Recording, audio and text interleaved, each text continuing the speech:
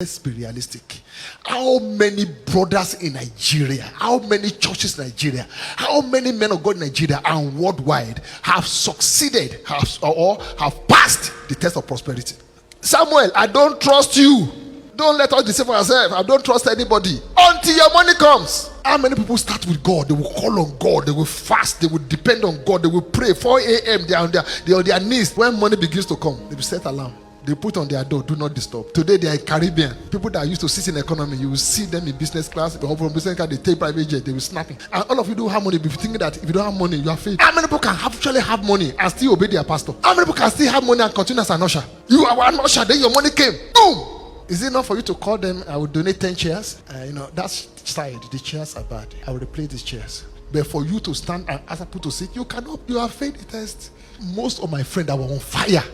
When they preach here, some of them you will not be able to stand up. When they finish preaching, you'll be so touched, you'll just be doing. By the time they finish preaching, when you stand up, you say, wow, you will know that God has touched you. Money came.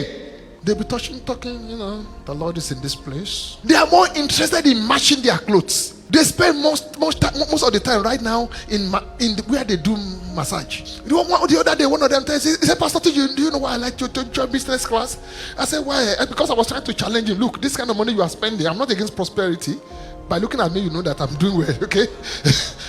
I said, look, I'm not against prosperity, guy. But what I'm saying is that, look, this kind of money you are spending, all those things. There are people in your church who can't pay their rent.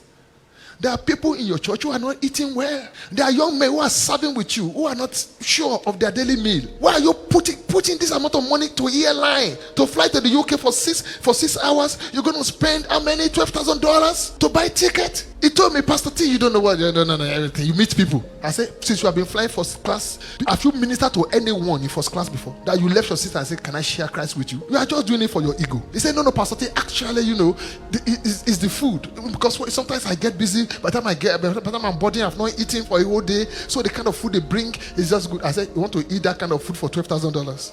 You can't grab kuli kuli on your way to the... So you don't know kuli kuli. It's our, it's spring rolls.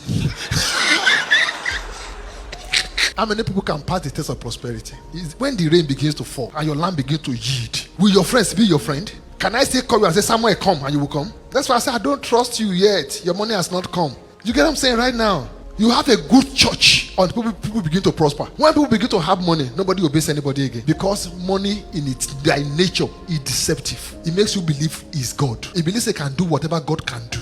But it's not true. Bible calls it the deceitfulness of riches. And some of you think that you are strong until a rich man comes to your church. Because once you begin to accept money from them, you are in trouble. Because now you have a price. You have a price. They've already figured you out. Rich people are not stupid, For them to be that rich, they are smart. That is the first test. That is why God told the children of Israel in book of Exodus chapter 23. He said, I will not prosper you in 1 year. I will not give the whole land to you in 1 year. I will give it to you little by little, so that the beast of the land will not multiply against you. Some of you don't have girlfriend, not because you don't like girlfriend. You cannot afford it. When your money comes and you can fly a girl to carry me and nobody will know, you will do it. You live in a 1-bedroom apartment, face me and face you, and the brother opposite is a Christian. If you bring girl, he go talk. If you can afford a room now somewhere that nobody knows, you can rent a whole house for a girl.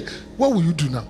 Can you pass the test of prosperity? Don't tell me you are holy. I don't trust you. You don't have money. It's conditional holiness. You hear me now? So we are building here, right?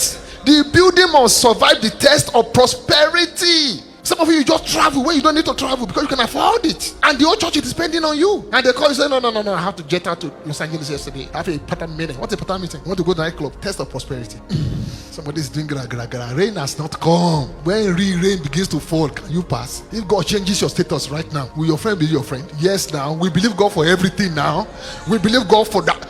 We believe God for this, we believe God for that. We believe God for food, for transport. We believe God for every. Sometime when I was in school, I would stand by the roadside in Jos, going to Canada. I say, God, I believe God for transport. And the transport will come. But right now, we don't even pray because we fly. In those days, when you have malaria, you lay hand on yourself, you rebuke it in the name of Jesus Christ. But right now, call a doctor. Why should I believe God? Because the very enemy of faith is prosperity. A child you need to cast out demons for, you will now bring counselors, therapists, because you can pay. come to church. That one's not working. Change it. Let's change it. Buy another one.